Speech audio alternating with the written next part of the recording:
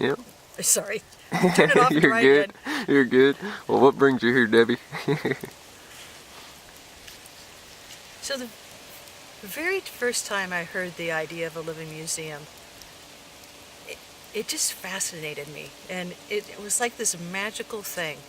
Um, a lot of us have been studying primitive skills for years, and you practice them, and you go out and you work on something, and then you go home, and and that was great. You had so much fun, and there's a part of you that's like, you know, wouldn't it be wonderful to actually go live this? And so this idea of the living museum, where other people who feel the same way, we come together, and we create a community of people who want to live close to the earth. You know, in our society, so much of what we do is we just go and we get what we need and what we want. And most of it is want. We go to the store, we go to our job, we get money, we go to the store and we get it. Out here, if I need something, I have to go and ask for it. I don't ever want to look at this land as something where I take what I want. I want it to be a benefit as a caretaker. I want it to help this land, that I take either it's a live tree or a piece of dead wood that would eventually, it's a home of insects and microbes and fungi, and I need that for firewood. Well, I'm taking all those lives and I'm putting on the fire to keep myself warm. So to have people come together where we can really embody these skills and the fun of it too, the hide tanning and the flint knapping and coal burning and baskets. I mean, all that stuff is so much fun, and making bows and shooting primitive arrows, and all of that is just so much fun. And to come together and create this place that has this feel of people who are just living and vibrant. Right now I think it's 26 with a wind chill of whatever, and it's beautiful out.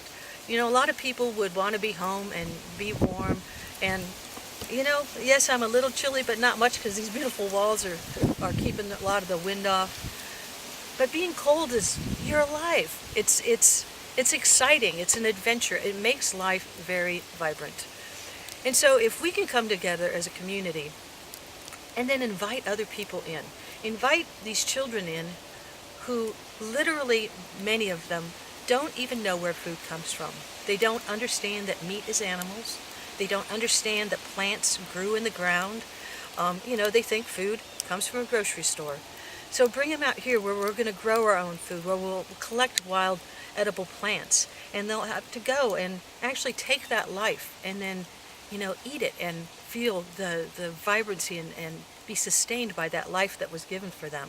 To come out and realize that, bugs are okay, and sweat is okay, and cold is okay. And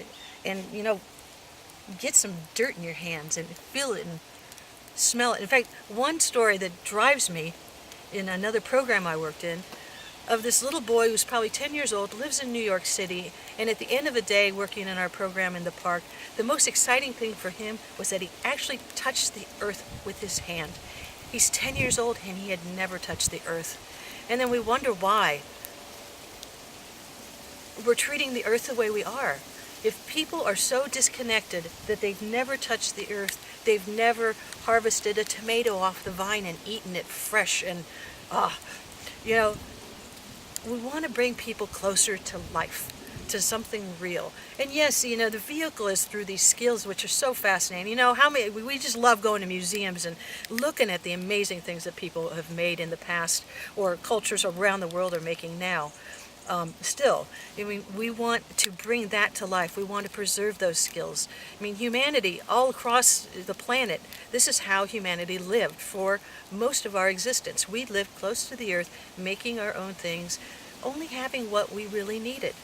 And we're not saying everybody has to run back to the woods and give up their homes and everything, but if people can shift how they view the things in their life, if they can shift how they feel about what they have, if they can simplify, if they can use less, if they can appreciate the food on that plate that they received, and and when some has to be thrown away, they realize that that's excess, that there's excess in our life, and maybe we can we can trim that back some.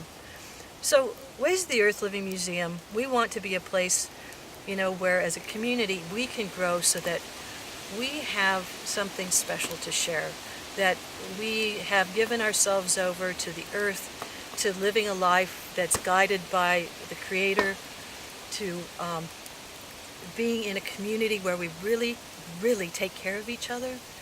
How many people don't even know their neighbors these days? So what is it like to live in a place that's nurturing, that cares about the earth, that has the needs of the earth and her health at the core of what we decide to do here, and that we are listening with our hearts to the guidance of the Creator?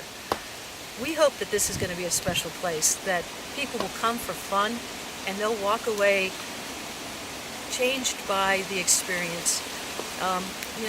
More in touch with their own hearts, more in touch with the earth, excited about being outdoors, and really just coming and appreciating the beauty that is all around us in the natural world. So we're very, very excited to be out here building shelters, trying out the winter for the first time, and really just getting things going.